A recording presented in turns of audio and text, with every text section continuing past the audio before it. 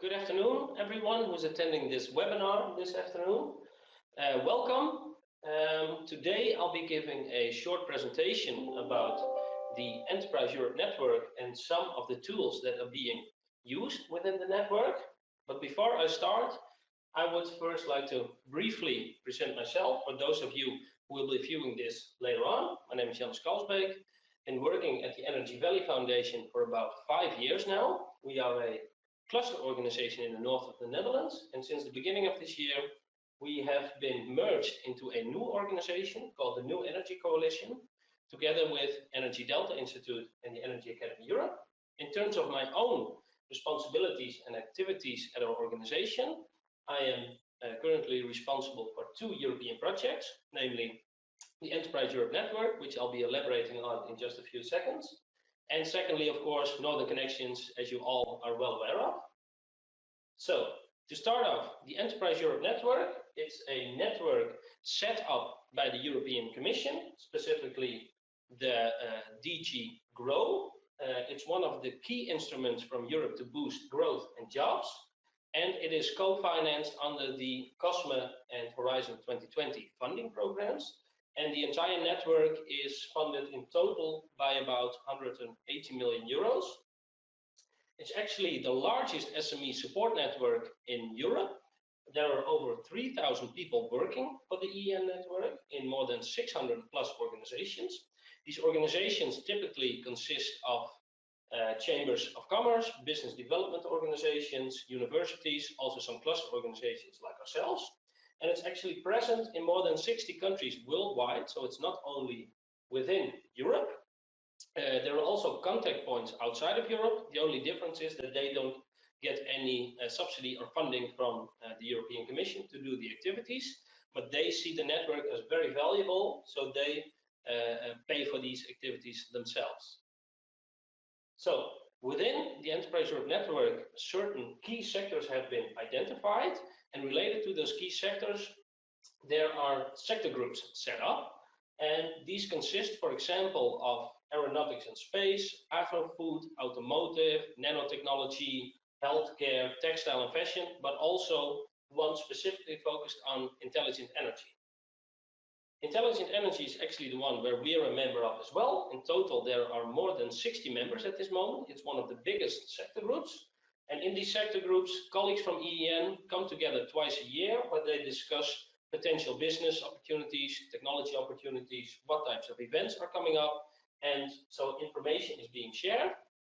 On the right-hand side here, you can see a map of where all of these EEN representing organizations are, which are focused on energy, and of course on top you can see ours as well.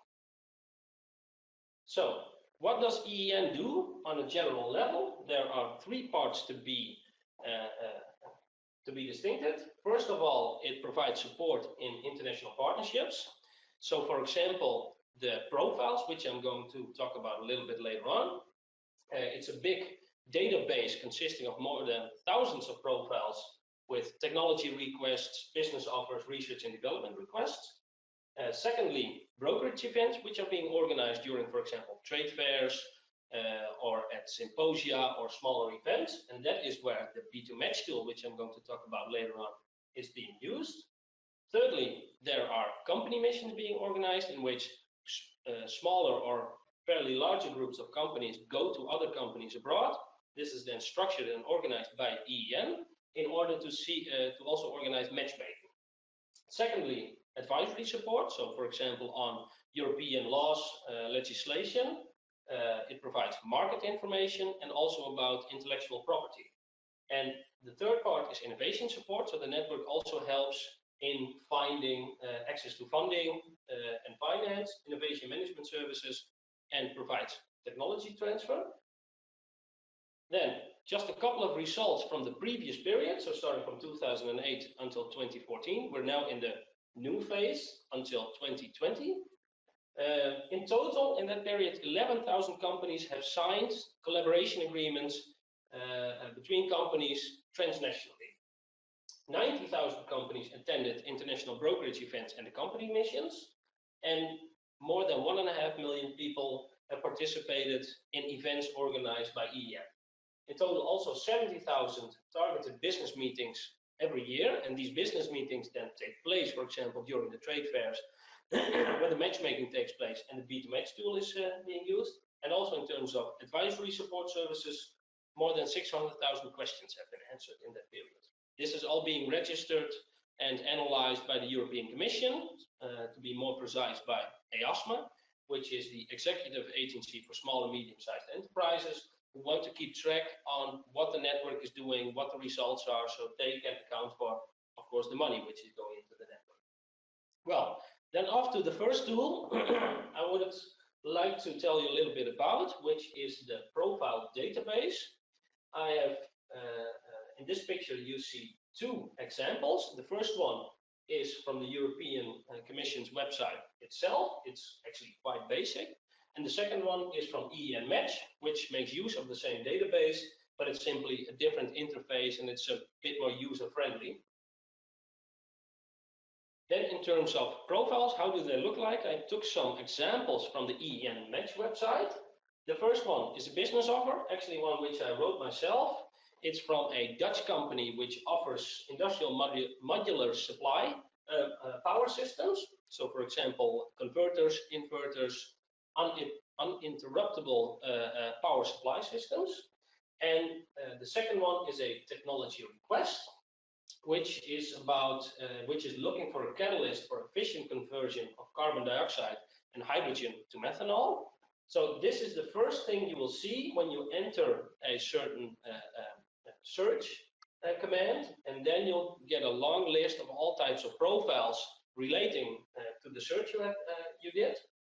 And then from that you can click one and see more information about it, and that looks something like this. So this is the example from the profile I have written myself, and here you see the description, the summary, what the advantages and innovations are of such a technology or a business offer, for example. Also, which type of partners are being sought.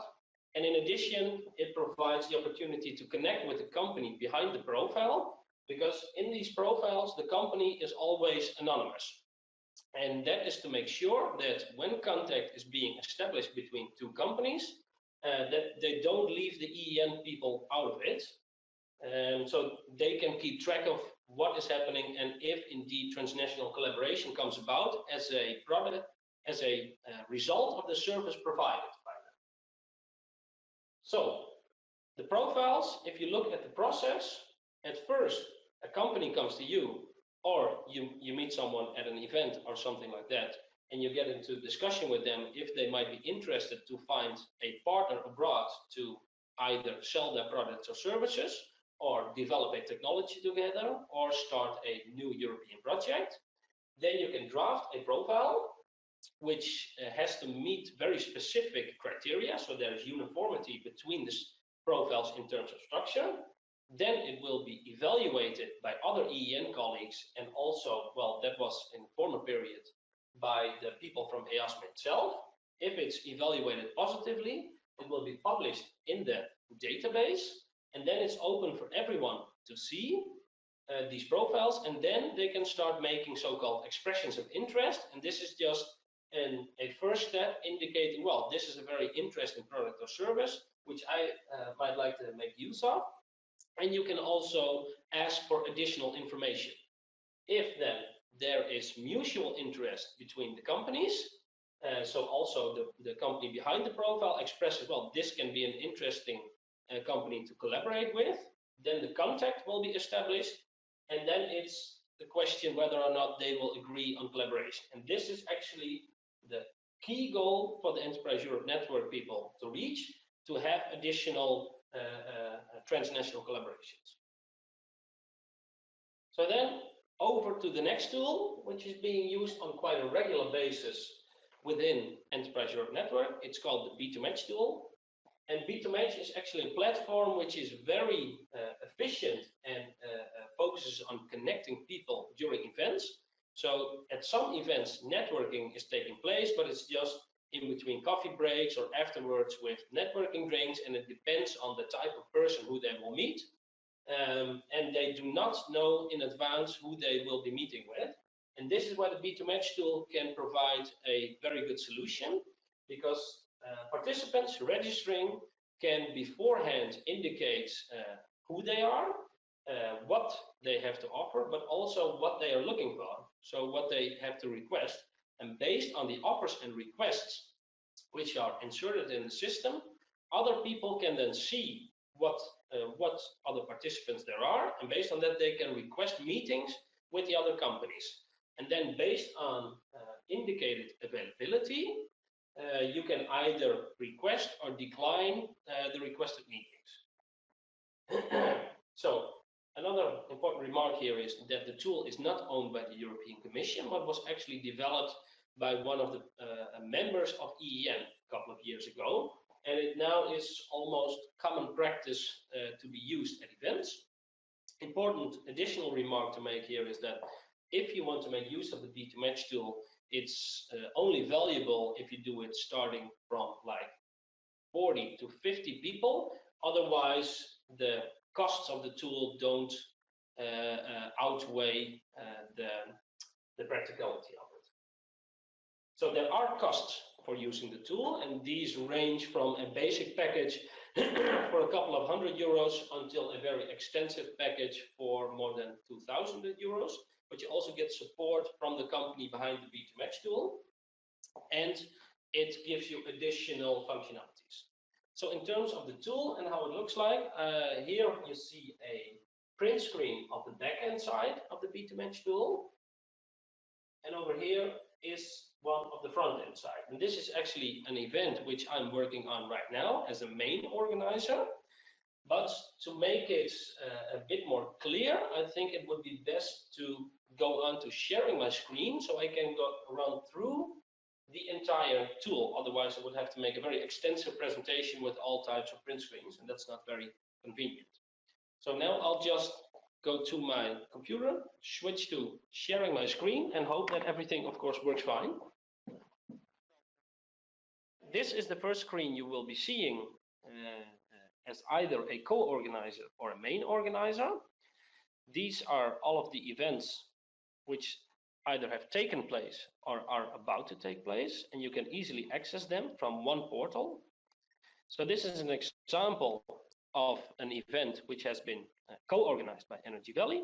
Here you can see the dashboard, when the timeline was, when the registrations have taken place, and also how many meetings have been planned in which period, and how many attendants there are for each matchmaking session. This matchmaking session was actually relatively small if you compare it, for example, to what takes place at the Hannover Messe, which is called the Technology Cooperation Days, where there on average are more than 500 or 600 participants, and a lot of meetings take place during the course of 3 days.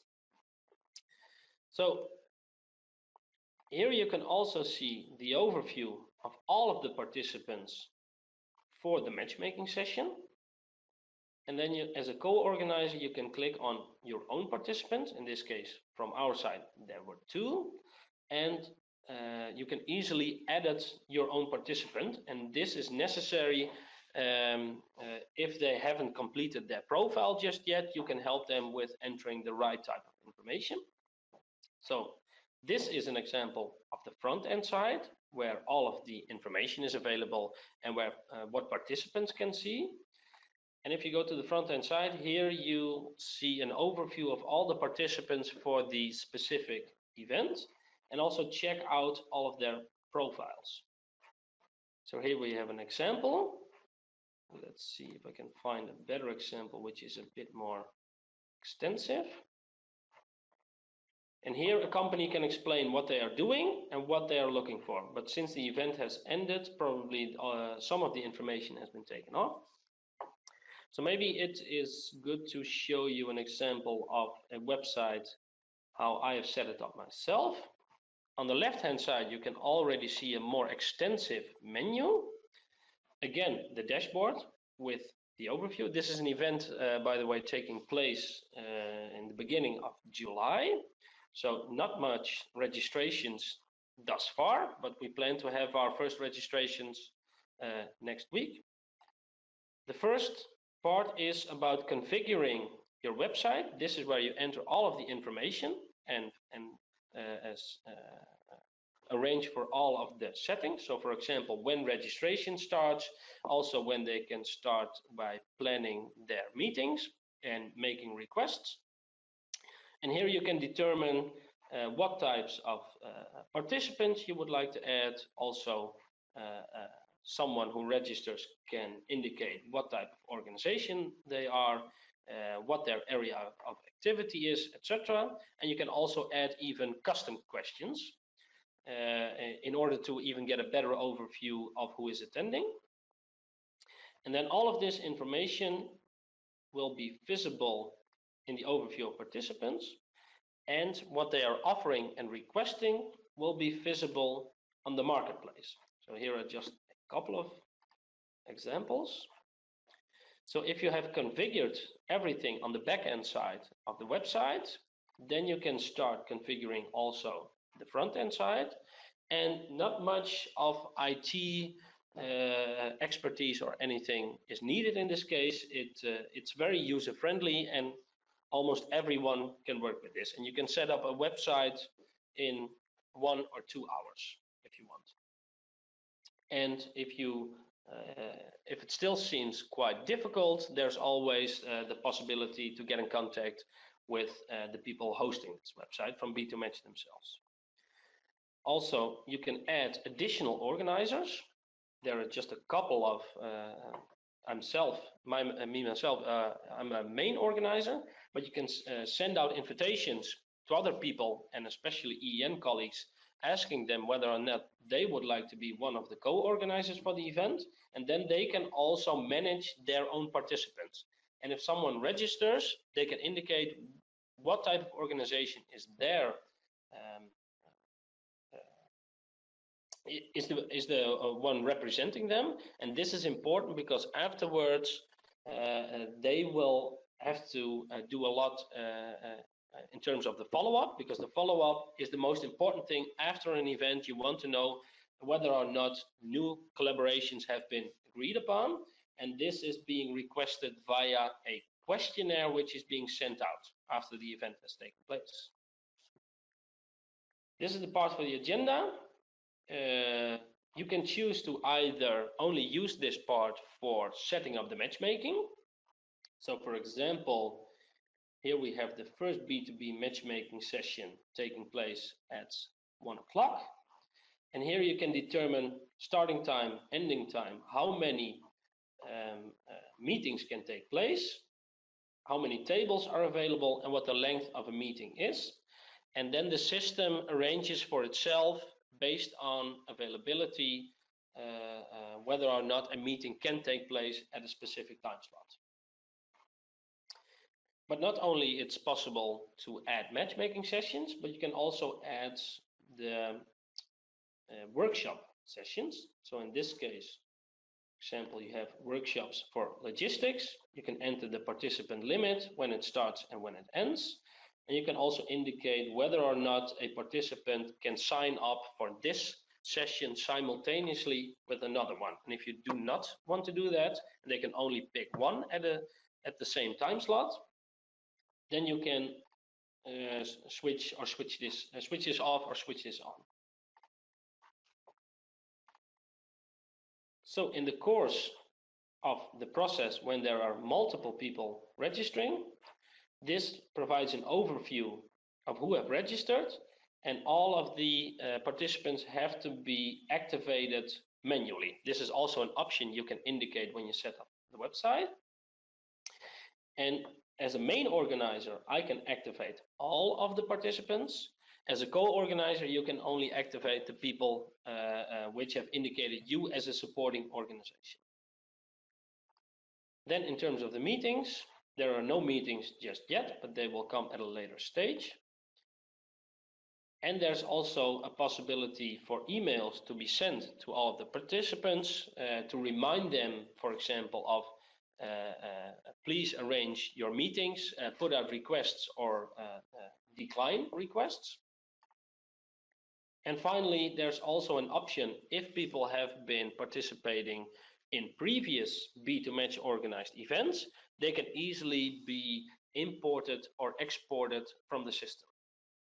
Then, like I mentioned already, if an event has taken place, then afterwards it's quite easy to extract all of the data of the participants. Maybe I can show that over here. That's the exporting function. And then you can easily prepare all of the data for your own participants.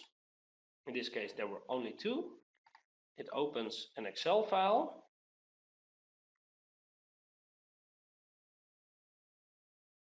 And within the Excel file, you can see what meetings have taken place and with whom, and if they've already provided feedback on their meetings. Well, these have not for now, but we'll do that at a later stage.